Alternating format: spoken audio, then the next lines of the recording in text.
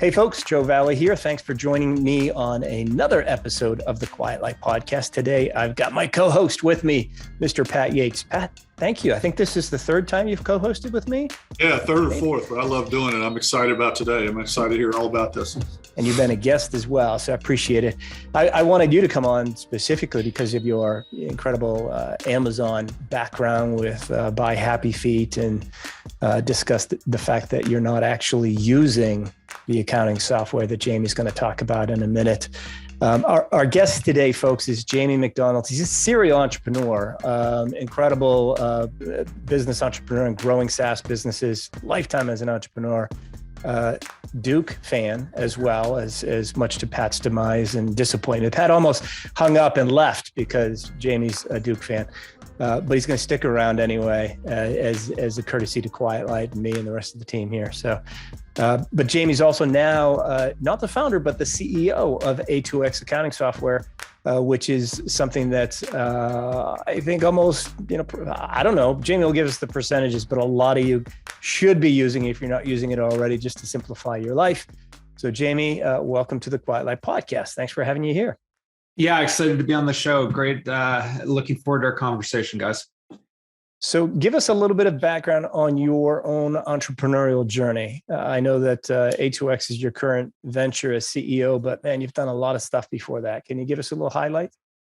For sure. Like I feel like I was part of the Internet 1.0 era. I was stumbling onto the first browser, and I was working for my family's business in the electrical and mechanical contracting space. And I was more excited about the internet than I was about HVAC, I guess. And so I ended up going back to school and trying to get a job in Seattle or San Francisco, which is where the internet was apparently happening at the time.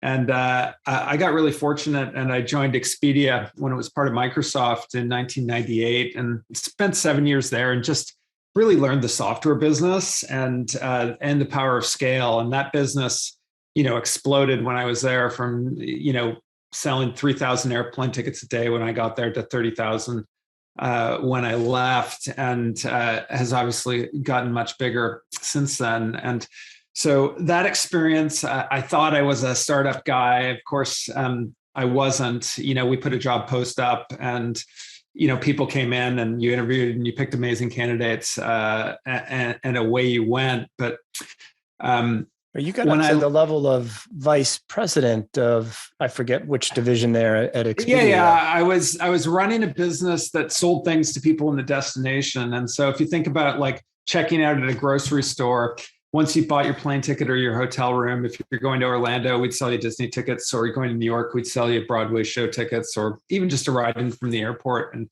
grew that business from zero to something pretty substantial. And then my wife and I started having kids, and we wanted to be near our families. And so we moved from Seattle back to Toronto, kind of 2005.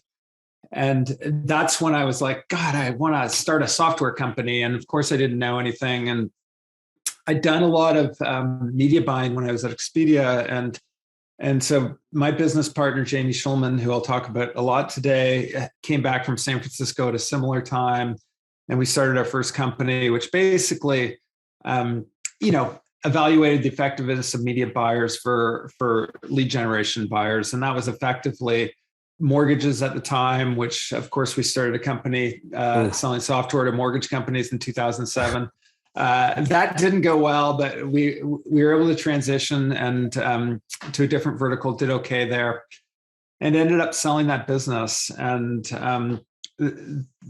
coming out of there, my partner was like, our back office was so analog, like all paper, and our bookkeeper sent us a binder with checks to sign and put in the mail, and we're like, we've got to figure out a way to make that analog. And so we started a company called HubDoc. And launched it in 2014. And the core premise was like, how do you automate accounts payable, basically? So invoices, receipts, take a picture, dump it into your general ledger, QuickBooks or Xero, and have it kind of automatically reconcile. And that company wasn't working until we figured out that, gee, the thing that we were doing for accountants made their life a lot better. And so we figured out distribution through accountants and started that kind of selling through accountants in 2015. And then the business kind of exploded over the next 3 years. And we ended up selling it to Xero in 2018. Wow. Jamie and I, yeah, which did you initiate that sale or did they come find you? Well, it's funny. Like the first time we met the founder of Xero, a guy named Rod Drury, was at like one of their user shows called XeroCon. And, they came by our stand and he did a demo. And then at the end of the show, he's like, we should, with a Kiwi accent, we should think about doing something together. And, that was 2015. And 3 years later, we worked closely with them. And the way we built that relationship was effectively building a product that solved problems for their customers and made life better for them, and kind of drove the accounting automation story. And the relationship got deeper. We were doing more, and eventually they came to us and said, we'd love you to be part of our team. And did you like the offer they made initially, or did you have to haggle back and forth a lot? And more importantly, did you roll equity? The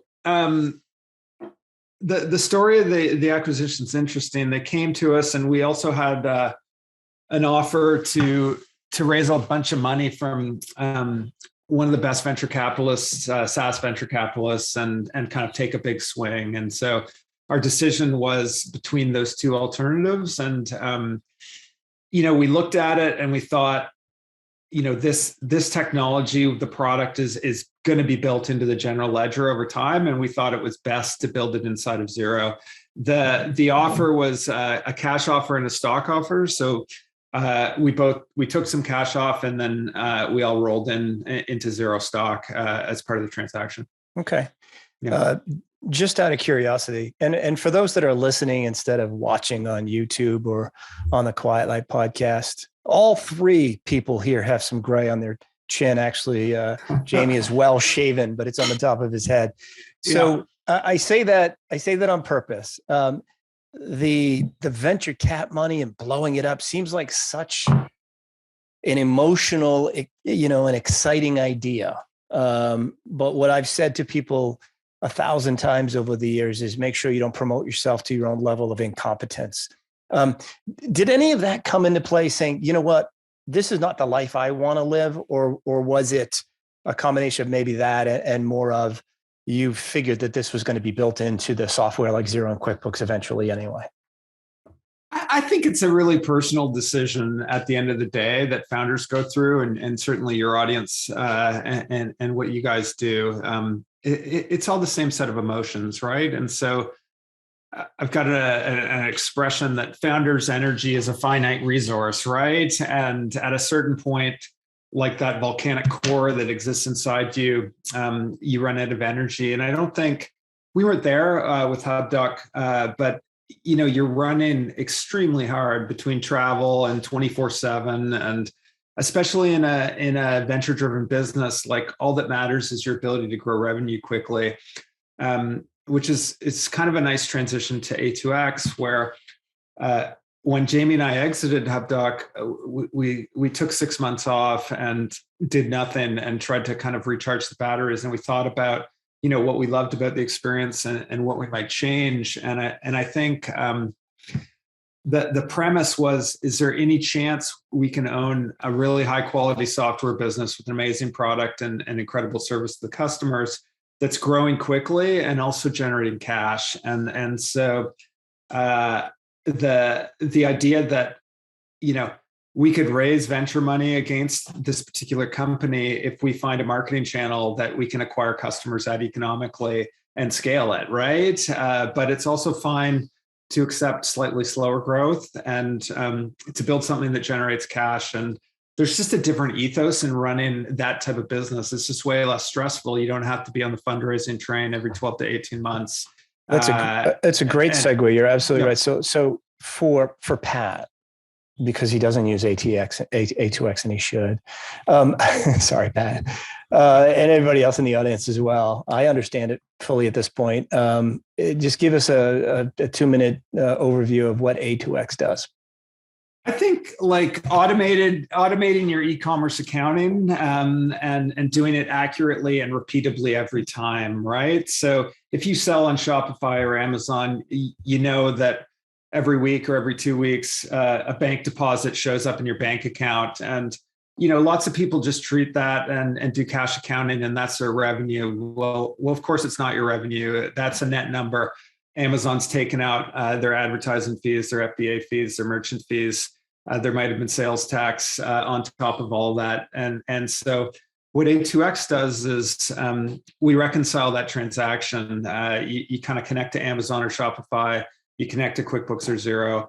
We allow you to map those fee categories back. And every time a transaction comes in, we reconcile it accurately. And so the repeatability of that is also important, right? Because if I went to do a journal entry and then tried to replicate it 2 weeks later, I'm not going to remember exactly what I did, and I might code them differently. And so the beauty of our software is you set it up, and that journal is done basically exactly the same every time you do it. And that's the why kind of the leading e-commerce accountants in the world have all adopted the software. And we're early in the journey and convincing all the merchants out there like Pat to start using the software. This is exactly what I didn't do. I was telling Pat earlier, I used to just record my deposits as my revenue, which understated my revenue, of course, and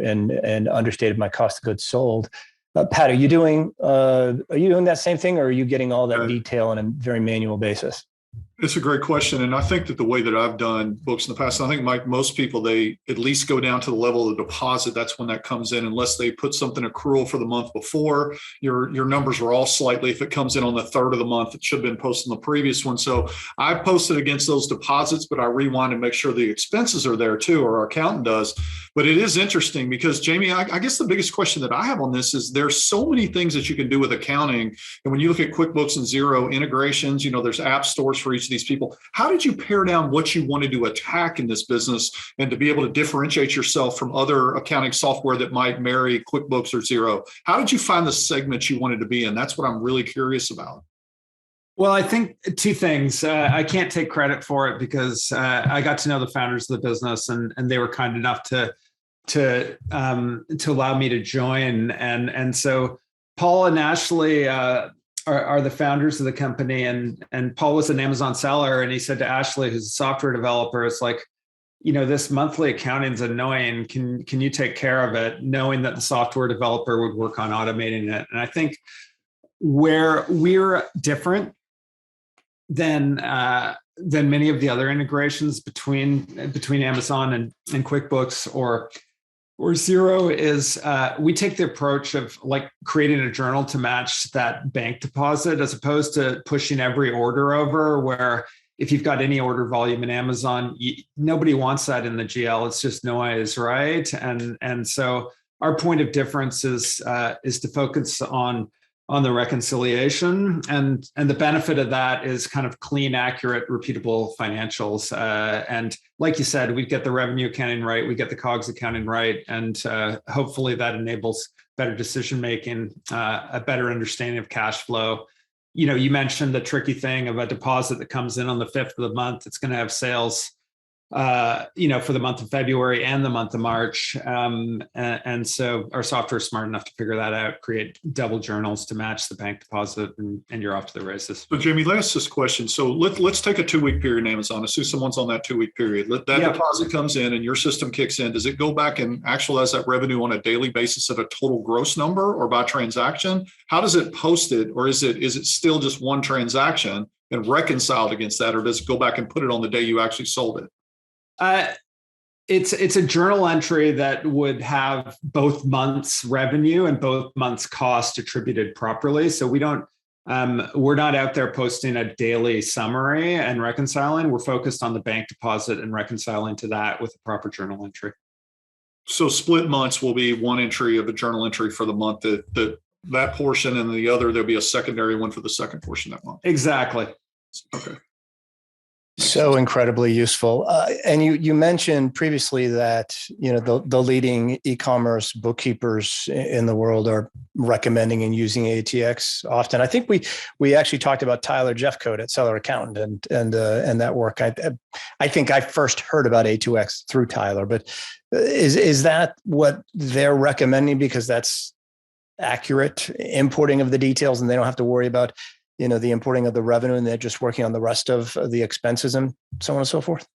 Yeah, I mean, I think if you're an accountant or bookkeeper who's focused, specialized in e-commerce, which Tyler's one of the leading ones, a lot of these firms, the way they price now is fixed pricing, and so they look at your business and they say, for $2,500 a month, I can do your monthly bookkeeping. You'll get inventory, you'll get whatever. And so once the accountants have all moved from kind of an hourly model to a fixed price model, you can imagine what their incentives are, which is how do I drive automation and process efficiency across my business, right? And so I think Tyler would say that our Amazon integration is kind of integral and a must for every single one of the Amazon businesses that they serve, right? And so the way we figure out how to make our software better is by talking to merchants and by smart accountants like him. It's like, how do we actually improve it?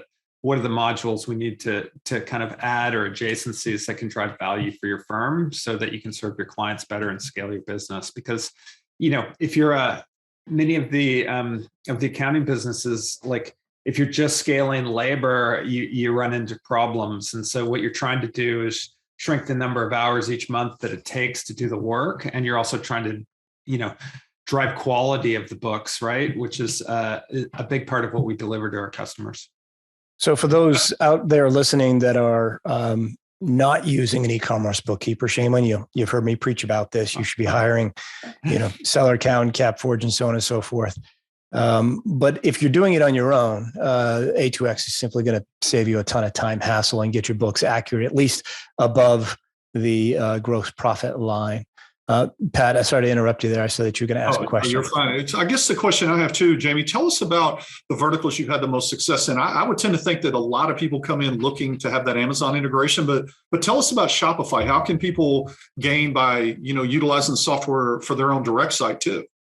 Well, it's exactly the same problem. So the business was built by Paul and Ashley to solve the problem for Amazon, and they didn't really add Shopify until maybe a couple of years ago, and since then we've added Etsy and Walmart and eBay as well, and we'll add integrations as our customers demand it. But we think the future of e-commerce is you're going to be selling on marketplaces like Amazon, and you're going to have a branded experience that you'll largely power from a place like Shopify.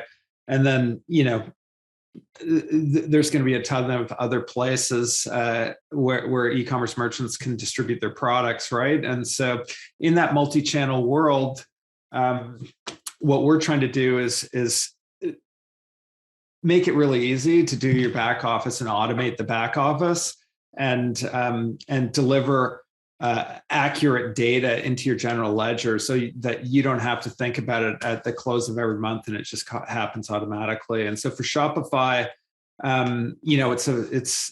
it's consistently been the fastest growing part of our business since we launched it, which is no surprise because it feels like every Amazon merchant is starting a Shopify store. And obviously COVID accelerated the transition to e-commerce globally, and so many more merchants coming online that both of them are that Shopify and Amazon are the lion's share of our customer base right now, but all segments of it are growing quickly.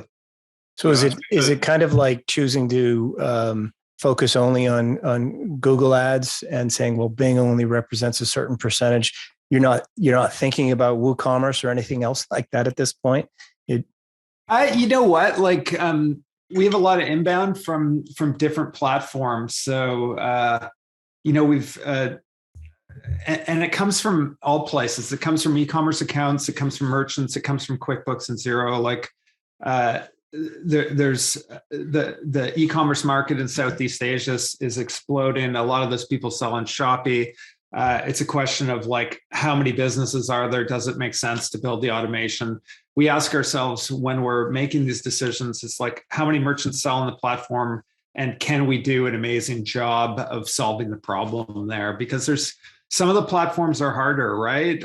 Where a beautiful part of Shopify is that almost all of your merchants use Shop Pay. And so on many of the other merchant platforms, there isn't that single payment processor that has such a big share, right? And so reconciling to 5 different payment processors, it just makes the problem harder, which is both a good thing and a bad thing for us. So what's the future look like for A2X? Are you talking with, was it Paul and Ashley, the original founders? Yeah. Is an eventual exit in the cards at some point, since you've been through it a couple of times? You know what? When Jamie and I got involved with Paul and Ashley, it was on the premise that, like, wouldn't it be great to own a high quality, growing, profitable software business and own it forever? And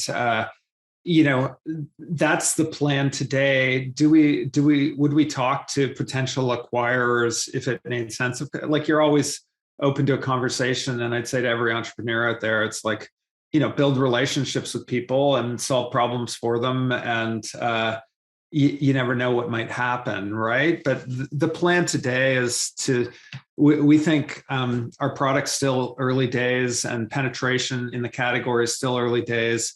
We think we've got a bunch of great advocacies from people like Tyler and the other leading e-com accountants. E-commerce as a percentage of all retail is going to increase. So big tailwinds in the market. I think there's tons of opportunities to grow a big, meaningful business. And then the obvious questions, like, I'm a product guy, is like, hey, we've got all these merchants on our platform.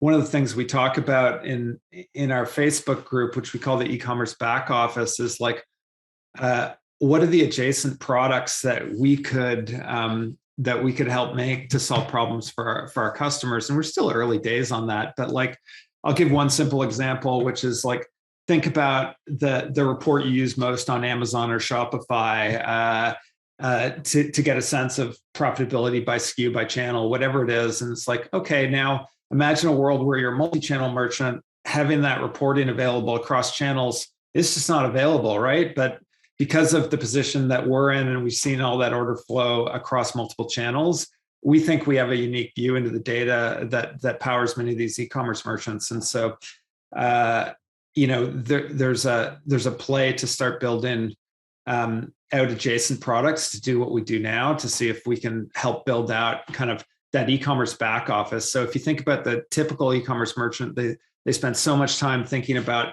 product, advertising, customers, revenue generation, and so little time on, like, how do I actually run the best possible business? And I think if you look at what Klaviyo's done in the kind of front office space in the Shopify ecosystem, we think there's a similar scale of opportunity to build a big, meaningful company that helps run the e-commerce back office. Interestingly enough, Jamie, a lot of people that come in and sell businesses through Quiet Light, they have to have very good books, and we dive into them pretty deep. But there are small things that sometimes, like the timing of that deposit, that could get missed, because if someone, let's say in their last month of a calculation, their deposit for Amazon comes in 4 or 5 days later, they don't think to actualize that month's inventory, it could actually lower their seller discretionary earnings. So I love the fact that it's posting it both ways. But I notice you also have different plans that would include FBA inventory management and cost of goods. Can you explain a little at how you do that? Because I think some people are very fearful of how their COGS are calculated, just because some people, it's a foreign thing to them to understand accrual versus cash. So maybe you can explain if this helps them as they're building towards selling their company. Yeah, I mean, I think obviously, if you're thinking of selling your business, you need accurate costs and accurate revenue. And so the revenue accounting side of posting that journal is easier to explain, but the COGS side, it's the same thing, right? Which is we sync data, your SKU level data from Amazon or Shopify, and then it's on you or your accounting team as a merchant or whoever's doing the books to maintain the COGS inside of A2X. And if you do that, then we're able to post the journals that reflect COGS accurately. And so like Tyler would say, that's a big piece of what he's using to drive the automation. So you're getting accurate revenue and accurate cost accounting.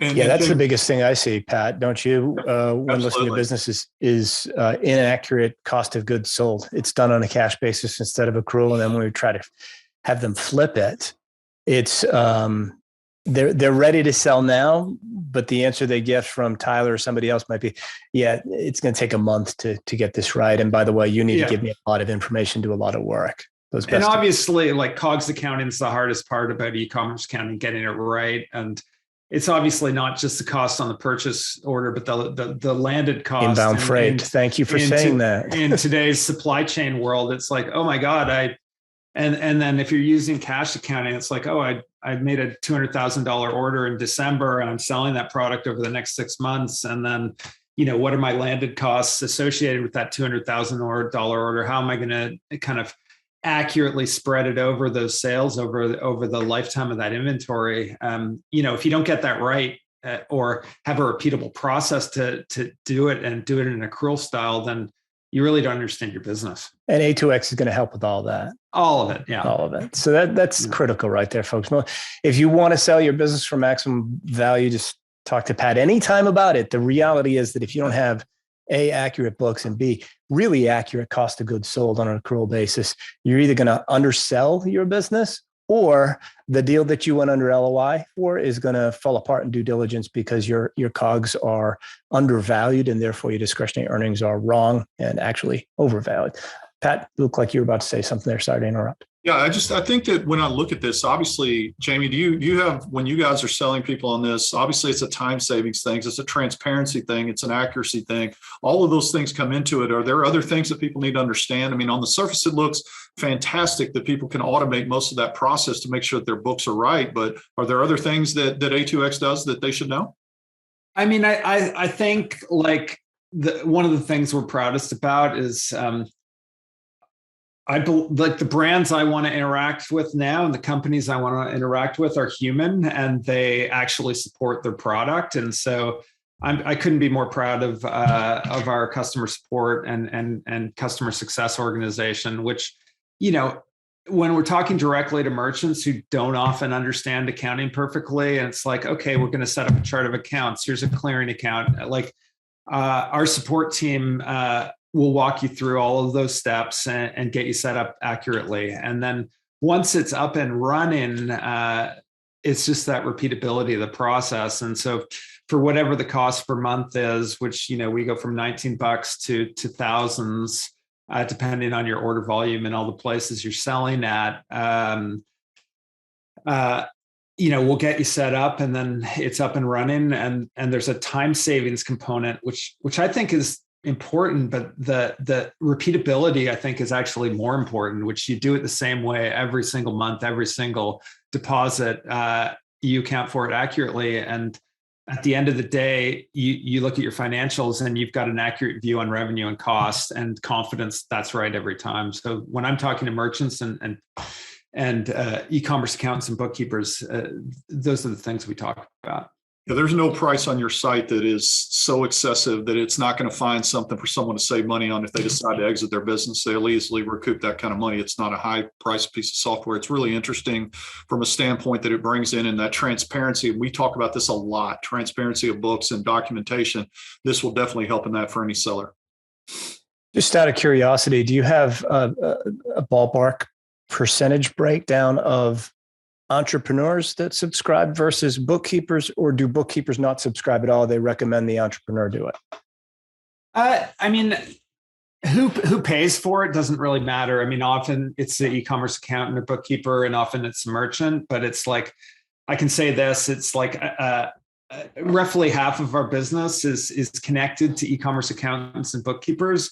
And those accounts are more valuable to us because they stay with us longer. And you can imagine why that is. It's because they're set up properly and it just works. And it doesn't matter if the merchant's paying the monthly or the e-commerce accountant. What we care about is that there's a professional who's tied to the account. And so a big part of what we do when merchants come to us directly is we just make it easy for them to get connected to an accountant or to invite their existing accountant to our platform. And then, if it's a new accountant getting used to our platform and we start automating this painful process, you can imagine that they might have more e-commerce accountants, e-commerce clients who they might refer. So I think, in my experience at HubDoc, like the best mix is to have kind of a direct mix and a channel mix. And we think of the channel as e-commerce accountants and bookkeepers. And it's a positive flywheel where you refer clients back and forth between the two audiences. Yeah, it makes total sense. One question, Jamie. does your Shopify plugin, does that have the ability if someone takes on, let's say, a Shopify loan or an Amazon lending loan, to pull and parse out that information against that loan on a transactional basis? Or I don't know if Shopify comes in on a daily sales number where you apply that. You understand what I'm asking? If they have a capital loan, they take out part of that pre-revenue, then it deposits to the bank. That comes in as a deposit and doesn't have that, and you have to repost it. Does yours do that for lending stuff? You know what? I don't actually know the detail on that on Shopify Capital and whether that's part of the monthly journal. But my guess is that if there's money coming out of the journal entry and staying on the Shopify platform, that's a reflection of a lending fee or a repayment of principal or whatever. You can imagine that to make the journal balance and to get it correct and to reconcile, we're going to have a line item in the journal entry referring to that. So my guess would be we would support it.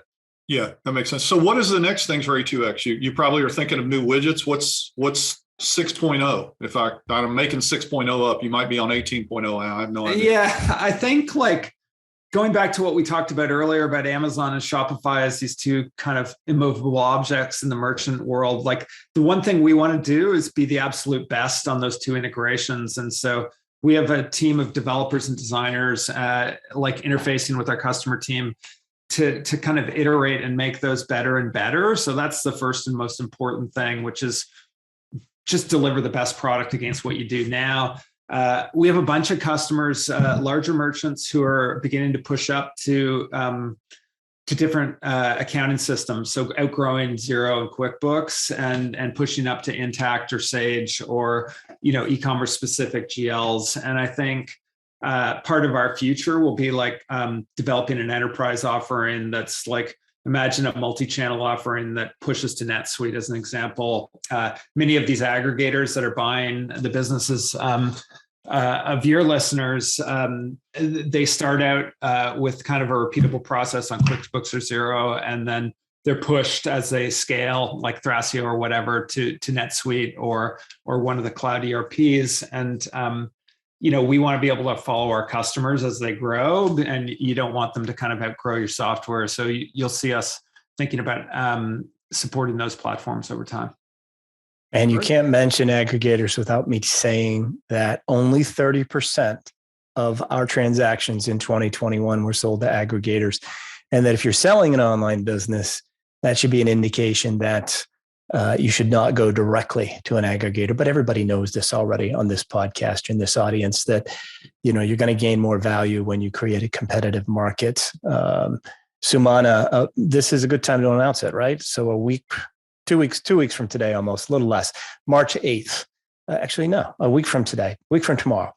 March 8th is going to be the launch of the next Quiet Light podcast, where Sumana Sanjeev sold her business and talks about it, where she was offered $2.2 million from an aggregator, Jamie, and the aggregator very confidently and convincingly said, look, this is what we do. This is what we do. We understand your business. This is honestly the best value, the best price that you're going to get. And for this reason, this reason, this reason, and this reason. And honestly, all of those reasons were reflective of the business and somewhat accurate. But the reality is that Chuck on our team sold it for $5.5 million. So a little bit more than that aggregator, who's one of the top, let's call it top five, right? Easily top five. Might even, well, I won't give you specifics. Saying a 50% discounted normal? Yes. Just avoid the broker fee. Just pay us, half what your business is worth and avoid the broker fee. Sorry. I'm a big fan of understanding incentives, right? And if it's the aggregator's job to acquire assets and to grow, right? And the second part of that is to do it on a basis that benefits them economically, right? And Absolutely. So I read your book a couple weekends ago, and I wanted to give it to my daughters because I think it's a better investment in a free ebook than an undergraduate commerce degree or business degree. I just thought, like, many of the concepts that you talked about in the book are so kind of, they're just everlasting, right? And it's so obvious, which is in the particular example you're talking about. It's like, if you've built a great asset, you want to try and get as many buyers as possible to that asset. And if you're just talking to one aggregator because they were the ones who got through to your voicemail or your email inbox, if you truly want to sell it, you need to see if there's other buyers at the wicket, because you'll get a better price if there are. Yeah, and as you say, understanding what their goal is. The goal is to buy as many assets for as little as possible, regardless of their sales pitch. So, yeah, I appreciate you saying that. After we're done recording, let's get your daughters' names, and we'll send them signed copies of the books, if that's acceptable. That'd be great. Good. Patrick, any last questions other than where do I sign up? No, Jamie, I think it's great. I'm definitely going to go in and do that trial and see it. I think that people out there that are thinking about getting their business in a position to sell, this is kind of transparent stuff that you need. Obviously, lean on Jamie. Those guys are here to educate you on how it's done. We love things like this because all it does is make our job that much easier when we come down to selling your company. So obviously, if you're out there and you use QuickBooks, Xero, any of their things, go give it a trial. Obviously, it looks great. And not only that, know that the best e-commerce bookkeepers out there that we recommend are recommending the software as well. So if you don't trust Pat and I and Jamie, then pay attention to what the likes of Tyler, Jeff Code at Seller Accountants got to say. So Jamie, how do people reach out to you? How do they find A2X and all that good stuff? Yeah, I mean, a2xaccounting.com is where you can learn about our product, and you can find me at Jamie M at a2xaccounting.com or on Twitter at Jamie McDonald. And I love talking to customers. I love talking to merchants. I know we're headed to e-commerce fuel at the end of March, and I'm looking forward to connecting with a bunch of merchants there in person. Yeah, are you going to be at Prosper by chance? I don't have plans to go to Prosper yet, but maybe. For those that are attending Prosper, Pat, you'll be there, right? I will be there. If you're there, come by. We'd love to see you. Go find Pat, and he'll know where the best parties are, which is the best part of Prosper. I definitely know where all that is. And Jamie, I don't know if I talked about it, but I'll be at e-commerce fuel in March, so we'll see you there. All right. Looking forward to it. All right. Thanks for your time today, Jamie. Appreciate it. Cheers. Thanks, guys.